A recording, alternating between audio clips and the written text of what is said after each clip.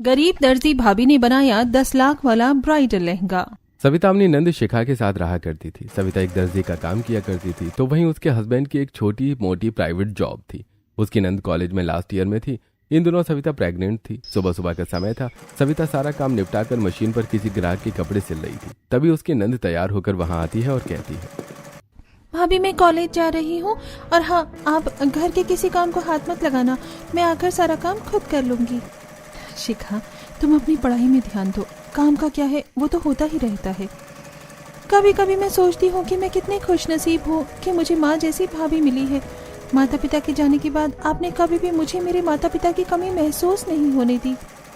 शिखा ऐसा कह ही रही थी कि तभी उसके भैया उमेश पीछे से आते हैं और कहते हैं, अरे शिखा, सारी तारीफ अपनी भाभी की ही करोगी, अपने भाई के लिए भी कुछ बचा कर रखोगी। क्यों नहीं भैया, आप भी तो तारीफ के लायक हैं। अरे तुम दोनों आपस में तारीफ ही करते रहोगे या जाओगे भी? वैसे भी उमेश, कल आप ऑफिस के लिए लेट हो गए थे, तो जरा जल्दी निकलिए वरना बॉस की डांट खानी पड़ेगी। हाँ, जा रहा हूँ। शिखा चल, तुझे जाते जाते कॉलेज छोड़ दूंगा। उमेश और शिखा चले जाते हैं और सविता कस्टमर की ड्रेस सिलने लगती है। थोड़ी देर बाद सविता के घर पर एक औरत आती है। वो सविता से कहती है, सविता बहन, मेरा नाम विमला है, 2 चौक आगे रहती हूँ। मुझे तुमसे अपनी बेटी का सूट सिलवाना था। मैं सूट का कपड़ा अपने साथ लाई हूँ। दरअसल मुझे भावना भाभी ने बताया था कि तुम बहुत अच्छे कपड़े सिलती हो। हाँ, भावना दीदी तो मेरी बहुत पुरानी कस्टमर हैं। मुझसे कपड़े सिलवाने वो इतनी दूर से आती हैं। आप चिंता मत कीजिए, अपना नाप का कपड़ा और सूट का कपड़ा दे जाइए, मैं आपकी बेटी का बहुत अच्छा सूट सिल दूंगी। विमला कपड़े देकर चली जाती है और सविता अपनी सिलाई में लग जाती है। शाम को शिखा कॉलेज से आकर अपनी भाभी से कहती है, पता है भाभी, कल हमारे कॉलेज में एक गेट टुगेदर है जिसमें सभी स्टूडेंट अपना अपना टैलेंट दिखाएंगे। मैंने तो सोच लिया है कि मैं एक गाना गाऊंगी। हाँ शिखा, क्यों नहीं, वैसे भी तुम अच्छा गाना गाती हो, पर ये तो बताओ कि कल तुम कॉलेज में पहनोगी क्या? सविता की बात सुनकर शिखा सोच में पड़ जाती है। फिर वो टालते हुए कहती है, भाभी वो एक सूट रखा है ना मेरे पास पिंक कलर का, जो भैया ने मुझे पिछले साल दिलाया था। लेकिन शिखा, वो सूट तो पुराना हो गया है। अगर तुम वो सूट पहनोगी तो तुम्हारी सहेलियां तुम्हारा मजाक उड़ाएंगी। नहीं भाभी, ऐसा नहीं है, और मुझे किसी की मजाक उड़ाने से फर्क नहीं पड़ता है। अच्छा भाभी, अब मैं किचन में जाकर खाना बनाने की तैयारी करती हूँ। ऐसा कहकर शिखा किचन की तरफ चली जाती है। तभी वहां पर उमेश भी आ जाता है। तब सविता उमेश से कहती है, सुनिए जी, आपके पास इस बार पेमेंट के कुछ पैसे नहीं बचे क्या? सविता, तुम तो जानती हो कि मैंने घर बनाने के लिए लोन लिया था, तो इसलिए लोन के पैसे कटते हैं, और थोड़े बहुत पैसे बचे थे तो मैंने जरूरत की चीजें ला दी थी। वैसे तुम क्यों पूछ रही हो? उमेश, कल शिखा के स्कूल में गेट टुगेदर है। उसके पास कोई भी नए कपड़े नहीं है। वो पुराने कपड़े पहन कर जाएगी तो मुझे अच्छा नहीं लगेगा। मैं सोच रही थी कि अगर कुछ पैसे होते तो हम उसे नए कपड़े दिला देते। हाँ सविता, बात तो तुम ठीक कहती हो, लेकिन अभी मेरे पास तो पैसे नहीं है और ना ही तुम्हारे पास है, तो क्या कर सकते हैं भला? ऐसा कहकर उमेश भी अपने कमरे की तरफ चला जाता है और सविता वापस अपनी सिलाई में लग जाती है। वो कस्टमर का आया हुआ सूट दूसरे दिन तैयार करके दे देती है। फिर वो शिखा के साथ बाजार जाती है और उसे एक सिंपल सा सूट दिला देती है। प्रेग्नेंट होने की वजह से सिलाई करते समय सविता की कमर में दर्द होता है। कई बार सविता सिलाई से उठ जाती है और कहती है, हे भगवान, कमर में बहुत दर्द होने लगा है। ऐसा करती हूँ, थोड़ा घूम लेती हूँ, फिर बैठकर सिलाई करूंगी। ऐसा कहकर सविता अपने घर के आंगन में निकलती है और वहां रखी हुई कुर्सी पर बैठ जाती है। तभी वहां पर उसकी पुरानी कस्टमर भावना अपनी बेटी बिंदिया के साथ आती है। वो सविता से कहती है, और सविता कैसी हो तुम? तुम्हारी तबीयत तो ठीक है? भावना दीदी बैठो, बिंदिया तुम भी बैठो। भावना और बिंदिया सविता के सामने रखी कुर्सी पर बैठ जाती हैं। तब सविता कहती है, हाँ भावना दीदी, अच्छी हूँ। 4था महीना चल रहा है तो थोड़ी तबीयत ऊपर नीचे हो जाती रहती है। वैसे इस बार क्या लाई हैं आप सिलवाने के लिए? भावना, मेरी बेटी बिंदिया की शादी है तो उसी का लहंगा लाई थी सिलवाने के लिए। फिर बिंदिया उसे अपना लहंगा निकाल कर दिखाती है। सविता लहंगे को हाथ में लेकर देखती है और कहती है, अच्छा, इसकी चोरी सिलना है और साथ ही लहंगे को फिट भी करना है। वैसे लहंगा बड़ा सुंदर लग रहा है, वेलवेट का है ना? हाँ आंटी, मेरे ससुराल वालों ने मुंबई से खरीदा है। पूरे 4 लाख का लहंगा है। आप बहुत अच्छा सिलती हो, इसलिए मैं आपके पास ही लेकर आई हूँ। आंटी, ये मेरी शादी का लहंगा है, इसे खराब मत करना। अरे नहीं बिंदिया, तुम बिल्कुल चिंता मत करो। बस तुम अपने ब्लाउज का नाप मुझे दे दो और मैं बहुत अच्छा ब्लाउज सिल दूंगी और लहंगे की फिटिंग भी कर दूंगी। ऐसा कहकर सविता इंची टेप लाने के लिए उठती है, लेकिन कमर के दर्द की वजह से वो फिर बैठ जाती है और अपनी नंद शिखा को आवाज देकर कहती है, शिखा जरा अंदर से इंची टेप और कॉपी पेन तो लेकर आना। अब शिखा अंदर से इंची टेप और कॉपी पेन लेकर आती है और सविता को दे देती है। फिर शिखा उस लहंगे को देखती है तो वो बहुत खुश होती है। वो लहंगा अपने हाथ में उठाती है और कहती है, अरे वाह, ये तो बहुत सुंदर लहंगा है। इतना सुंदर वेलवेट का कपड़ा है, इतना सुंदर कलर है और ये कढ़ाई तो बहुत ही खूबसूरत लग रही है। बिंदिया, तुम तो इसे पहनकर चांद का टुकड़ा लगोगी। हाँ शिखा, मैं इसे अपनी शादी पर पहनूंगी। सविता बिंदिया का नाप ले लेती है और कॉपी में लिख लेती है। फिर बिंदिया और भावना चले जाते हैं। अगले 2 दिन बाद सविता बिंदिया का लहंगा सिलकर तैयार कर देती है। शिखा जब बिंदिया का लहंगा तैयार देखती है तो वो सविता से कहती है, वाह भाभी, आपने तो कितना सुंदर लहंगा सिलकर तैयार किया है। मैं इसे एक बार पहनकर देख लूं? हाँ हाँ शिखा, देख लो। शिखा उस लहंगे को पहनकर देखती है तो शिखा उसमें बहुत सुंदर लग रही थी। तब तक उमेश भी वहां आ जाता है। उमेश और सविता शिखा को देखकर कहते हैं, शिखा, तुम तो इस लहंगे में बहुत सुंदर लग रही हो, बिल्कुल किसी परी की तरह। मेरी बहन किसी परी से कम थोड़े ना है। भाभी, काश हम भी ऐसा लहंगा खरीद पाते। शिखा, वैसे तो ये लहंगा बहुत महंगा है, लेकिन मैं तुम्हें तुम्हारी शादी पर इतना महंगा न सही पर अच्छा लहंगा दिलाऊंगी। अगले दिन भावना और बिंदिया वो लहंगा लेने आती है। बिंदिया लहंगा देखकर बहुत खुश होती है। वो सविता को पैसे देती और साथ ही कहती है, सविता, वैसे अब तुम्हारी ननंद की भी शादी की उम्र हो गई है, तुम्हें भी उसकी शादी के बारे में सोचना चाहिए।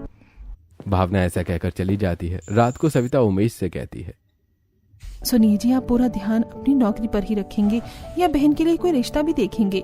देखिए, शिखा की शादी की उम्र हो गई है, उसके लिए कोई अच्छा सा रिश्ता देखिए ताकि हम उसकी शादी कर दें।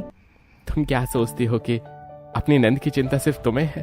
अरे मैंने कई जगह शिखा के रिश्ते की बात कर रखी है, बल्कि अगले हफ्ते लड़के वाले देखने भी आ रहे हैं। ये सुनकर सविता मुस्कुरा देती है। फिर 1 हफ्ता बीत जाता है और लड़के वाले शिखा को देखने आते हैं। शिखा उनके लिए चाय लेकर आती है। लड़का और उसके माँ को शिखा बहुत पसंद आती है। तब लड़के की माँ कहती है, भाई साहब, आपकी बहन बहुत सुंदर है और मुझे और मेरे बेटे को पसंद भी है।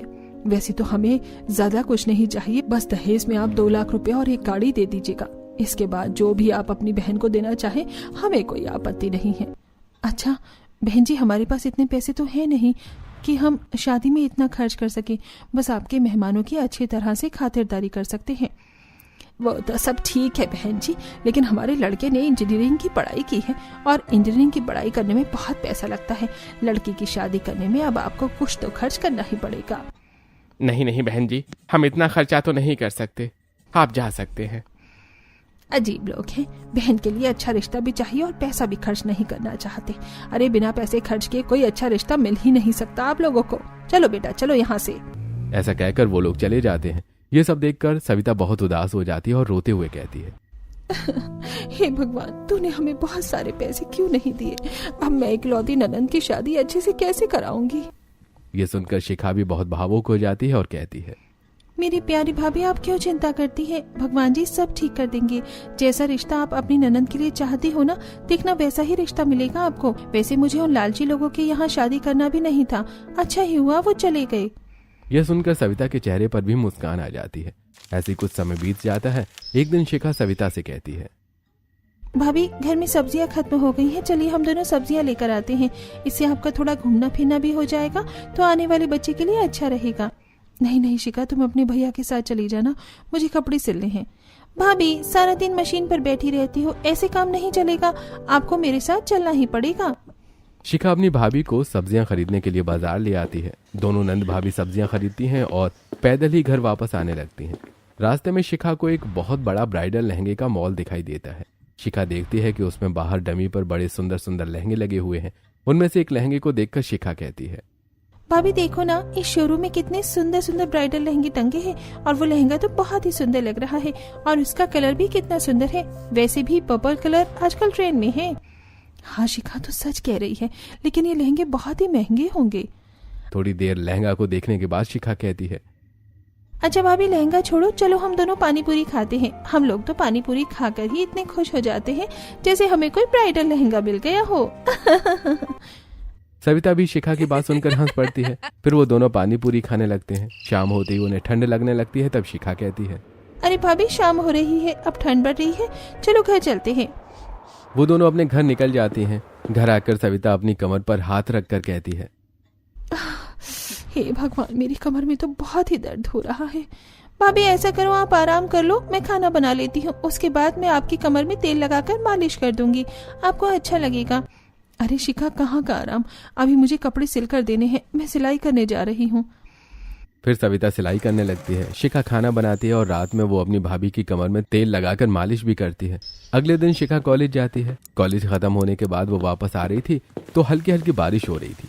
शिखा तेज कदमों से अपने घर की तरफ बढ़ रही थी, तभी बाजू से एक कार छींटे उड़ाती हुई गुजरी।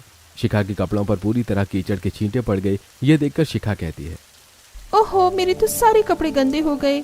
तभी कार से एक स्मार्ट लड़का उतरता है और वो शिखा के पास आकर कहता है, सॉरी, गलती से हो गया, लेकिन आपके तो सारे कपड़े गंदे हो गए। इट्स ओके, बट कोई बात नहीं, आपने जानबूझकर थोड़ी ना किया है।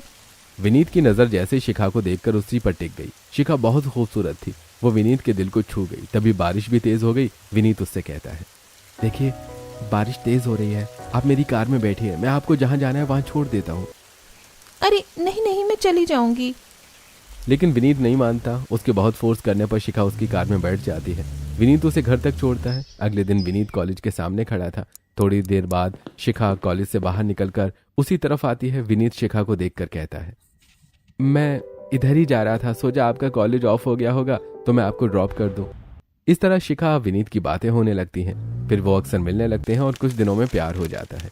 फिर एक दिन विनीत शिखा को प्रपोज करता है। तब शिखा उससे बताती है, देखो विनीत, तुम एक अमीर घर की बेटी हो और मैं एक गरीब घर की बेटी। मेरे भैया प्राइवेट जॉब करते हैं और मेरी भाभी टेलर हैं। हम दोनों का रिश्ता कैसे हो सकता है? क्यों नहीं हो सकता? मैं ये सब नहीं मानता और मैं अपने घर वालों की शादी के लिए मना लूंगा। हम सब लोग कल तुम्हारे घर रिश्ता लेकर आ रहे हैं। घर आकर शिखा सब कुछ अपनी भाभी को बताती है तो उसकी भाभी बहुत खुश हो जाती है। अगले दिन विनीत के घर वाले शिखा के घर रिश्ता लेकर आते हैं। शिखा सबके लिए चाय लेकर आती है और सबको चाय देती है। तभी विनीत की भाभी रीता अपनी सास से धीरे से कहती है, देख रही हैं माँ जी, हम इतने हाई स्टैंडर्ड लोग हैं और आपके बेटे ने रिश्ता कितना लो स्टैंडर्ड घर के पसंद किया है। अरे लोग क्या कहेंगे कि मैं इतने गरीब घर की देवरानी ले आई। बहू, मैं भी यही सोच रही थी कि लेकिन विनीत की बात के आगे हमारी एक नहीं चलेगी, इसीलिए चुप रहो। फिर विनीत के पिता मोहनलाल कहते हैं, भाई साहब, हमें आपकी बहन पसंद है और हमारी तरफ से ये रिश्ता पक्का हुआ। ऐसा करते हैं कि अगले इतवार को हम सगाई रख लेते हैं। और इस तरह उनका रिश्ता पक्का हो जाता है और उनकी सगाई की डेट भी तय हो जाती है। दोनों तरफ सगाई की तैयारी शुरू हो जाती है। तभी सविता उमेश से कहती है, सुनिए जी, मेहमानों के खाने पीने और पंडाल की व्यवस्था हो गई ना? हाँ सविता, तुम बिल्कुल चिंता मत करो। मैंने खाने वाले को भी बुक कर दिया है, पंडाल वाले को भी। ये सारी तैयारी हो चुकी है, बस अब शिखा को सगाई के कपड़े दिलाना रह गया है। ऐसा करो, तुम मुझसे कुछ पैसे ले लो और आज शिखा को शॉपिंग करवा दो। ऐसा कहकर उमेश सविता को कुछ पैसे दे देता है। सविता और शिखा सगाई के लिए शिखा का लहंगा खरीदने के लिए शाम को बाजार निकलते हैं। बाजार में घूमते हुए सविता शिखा से कहती है, शिखा, आगे रोड पर एक छोटी सी दुकान लगती है, वहाँ पर लहंगे वाला हमें 5,000 में लहंगे दे देगा, हम उसी से लहंगा ले लेते हैं। हाँ भाभी, 5,000 में तो अच्छा सुंदर लहंगा आ जाएगा। उसके बाद उसी के पीछे वाली चूड़ी की दुकान से हम चूड़ी भी मैच कर लेंगे और वहीं से मेकअप भी खरीद लेंगे। बातें करते हुए वो लोग जा रहे थे, तभी उन्हें वही ब्राइडल लहंगे का मॉल दिखाई देता है। दोनों वहां रुककर लहंगे देखने लगती हैं। तभी शिखा कहती है, भाभी, इस मॉल के लहंगों की कलेक्शन कितनी खूबसूरत है ना। देखिए ना, वो ब्लू ब्राइडल लहंगा तो बहुत ही सुंदर लग रहा है। हाँ शिखा, मुझे भी बहुत पसंद है। एक बार चलकर अंदर देखें क्या, शायद कोई लहंगा डिस्काउंट में मिल जाए। यही सोचकर सविता और शिखा मॉल के अंदर जाती हैं। सविता एक लहंगे का रेट दुकानदार से पूछती है तो दुकानदार उसे बताता है, देखिए ये लहंगा 7 लाख का है, ये 25 लाख का है और ये 35 लाख का। आपको कौन सा चाहिए? नहीं नहीं भाई साहब, हमें इतने महंगे लहंगे नहीं चाहिए, आप रहने दीजिए। फिर ऐसा कहकर सविता और शिखा उस मॉल से बाहर आ जाती हैं और उस छोटी सी दुकान में जाकर 5,000 का लहंगा खरीद कर ले आती हैं। फिर सविता उस लहंगे की चोली सिल देती है और लहंगे को फिट भी कर देती है। शिखा लहंगा पहनकर देखती है तो वो कहती है, भाभी कैसा लग रहा है ये? बहुत सुंदर लग रहा है शिखा, लेकिन उस मॉल के लहंगे की तो बात ही अलग थी। अब सगाई का दिन भी आ जाता है। शिखा अपना लहंगा पहनकर तैयार होकर स्टेज पर बैठती है, जहां पर विनीत की माँ और उसकी भाभी आती हैं। विनीत की भाभी ने एक बहुत सुंदर ब्राइडल लहंगा पहन रखा था। विनीत की भाभी रीता शिखा को देखते ही उसे ताना देते हुए कहती है, देख रही हैं माँ जी, आपकी छोटी बहू ने कोई रोड साइड लहंगा पहन कर रखा है और एक मैं हूँ इतना महंगा ब्राइडल लहंगा खरीदा है। क्या कहेंगे लोग कि हम दोनों देवरानी जिठानी का स्टैंडर्ड मैच ही नहीं करता है। हाँ बहू, बात तो सही कह रही है। विनीत को भी कोई लड़की नहीं मिली अच्छे घर की। माँ जी अब एक कदम छोड़ो, मुझे तो लगता है शिखा शादी में भी रोड साइड का ही लहंगा पहनेगी। और एक मैं हूँ, मैंने तो अभी से एक बड़ी डिजाइनर को अपनी शादी का लहंगा सिलने का ऑर्डर दे दिया है, वो पूरे 10 लाख का बनेगा। सविता पीछे खड़ी होकर ये सब कुछ सुन रही थी। वो तुरंत ही आगे आकर कहती है, आप चिंता मत कीजिए रीता जी, शिखा की शादी में मैं भी उसको पूरे 10 लाख का लहंगा पहनाऊंगी। ये सुनकर रीता और उसकी सास का मुंह बन जाता है। सगाई खत्म हो जाती है और सभी लोग अपने अपने घर चले जाते हैं। तब शिखा अपनी भाभी से कहती है, भाभी आपने रीता भाभी को ऐसा क्यों कह दिया कि आप मुझे 10 लाख रुपए का लहंगा पहनाएंगी? हम कहाँ से लाएंगे इतना महंगा लहंगा? शिखा, वो तुम्हारी बेइज्जती कर रही थी और मुझसे बर्दाश्त नहीं हुआ, इसलिए मैंने ऐसा कह दिया। लेकिन अब जब कह दिया है तो मैं उसे पूरा करने की कोशिश भी करूंगी। सविता अपनी प्रेगनेंसी की हालत में और ज्यादा सिलाई करने लगती है, लेकिन वो भी जानती थी कि वो सिलाई करके इतने पैसे इकट्ठा नहीं कर सकती कि अपनी नंद को 10 लाख का लहंगा पहना सके। ऐसी समय बीतता है और अब शादी की तैयारी शुरू हो जाती है। एक दिन जब सविता और शिखा बाजार में शादी के लिए शॉपिंग कर रही थी, तभी उन्हें फिर से वो ब्राइडल लहंगा का मॉल दिखाई देता है। सविता कहती है, शिखा क्यों ना हम इस मॉल के अंदर जाकर दुकानदार से पूछे कि क्या उसके पास कम बजट का कोई लहंगा है। रहने दो ना भाभी, हमें तो पता है कि वहाँ सस्ते लहंगे नहीं मिलते। अरे एक बार पूछने में क्या हर्ज है, चलो मेरे साथ। अब सविता और शिखा दोनों मॉल के अंदर जाती हैं। फिर वो दुकानदार से पूछती हैं, भैया मेरी ननंद की शादी है, मुझे उसके लिए लहंगा चाहिए, क्या कोई लहंगा डिस्काउंट में मिल सकता है? नहीं बहन जी, अभी तो हमारे यहाँ कोई डिस्काउंट भी नहीं है, आपको लहंगे रेट पर ही लेने होंगे। ये सुनकर सविता और शिखा दोनों उदास हो जाती हैं और बाहर की तरफ जाने लगती हैं। तभी उनकी नजर एक लहंगे पर पड़ती है जो एक तरफ रखा हुआ होता है।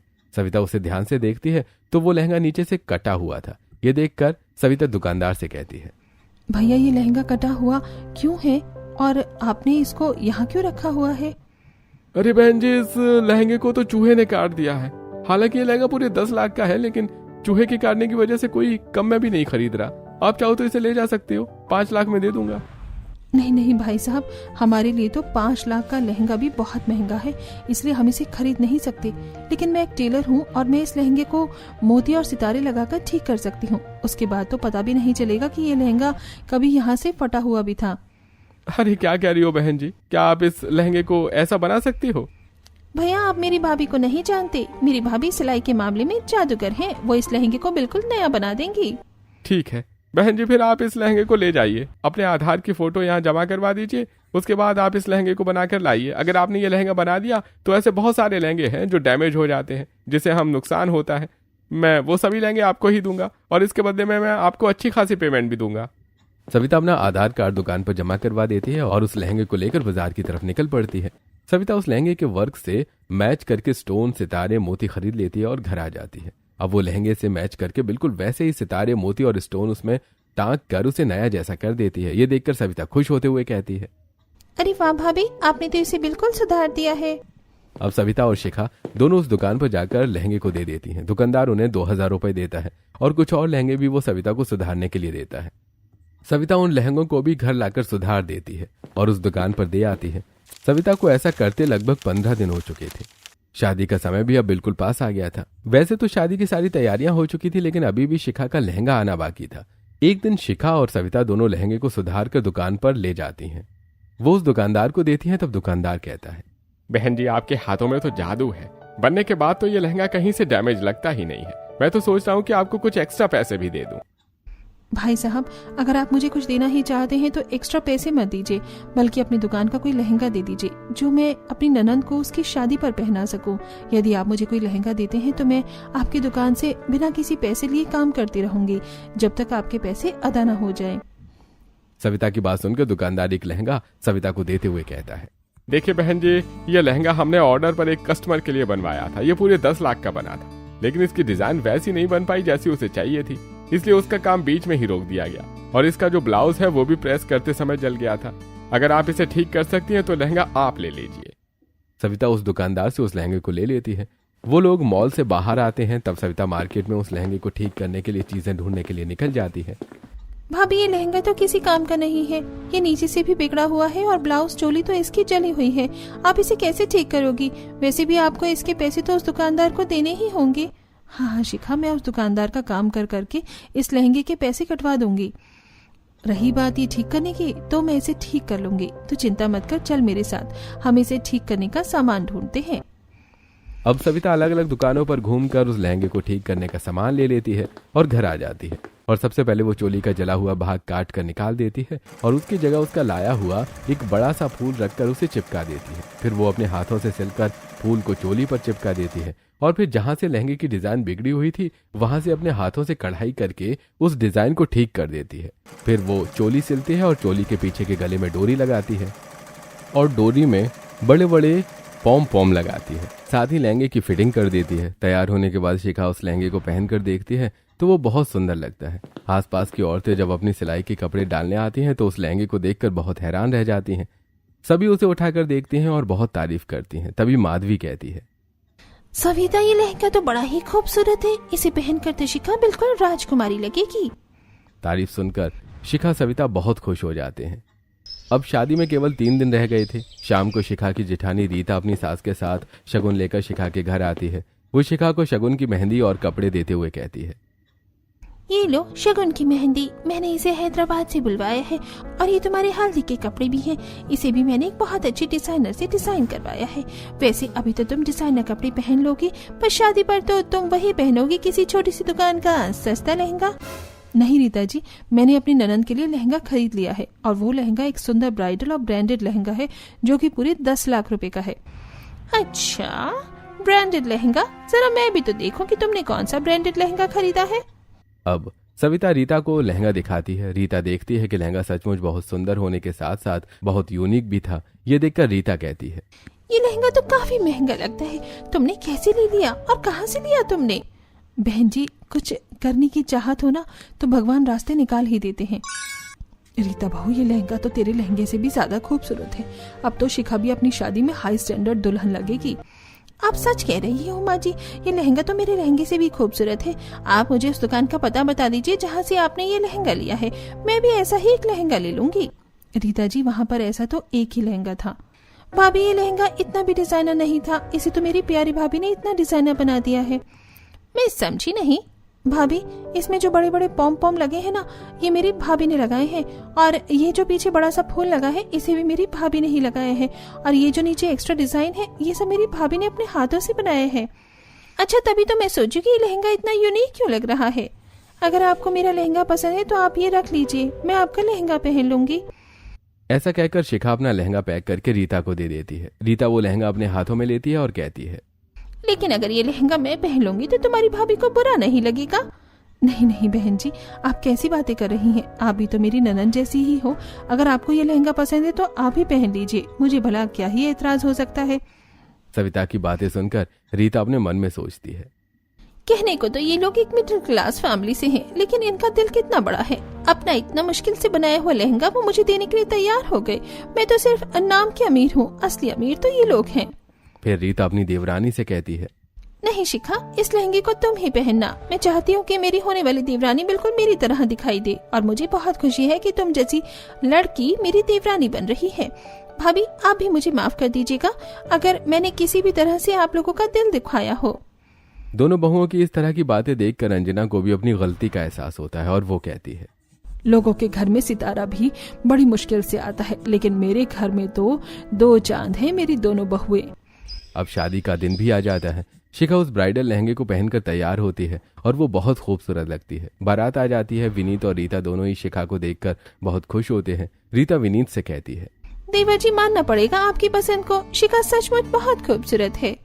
तब विनीत मजाक करते हुए अपनी भाभी से कहता है, अरे जो भी हो जाए भाभी, लेकिन आप तो पूरे वर्ल्ड में एक ही पीस हो, आपसे ज्यादा सुंदर तो कोई हो ही नहीं सकता। ये सुनकर रीता हंसने लगती है। इसी तरह उन दोनों का विवाह संपन्न हो जाता है। सविता और उमेश बहुत सारी दुआओं के साथ शिखा को विदा कर देते हैं। शिखा दुल्हन बनकर अपने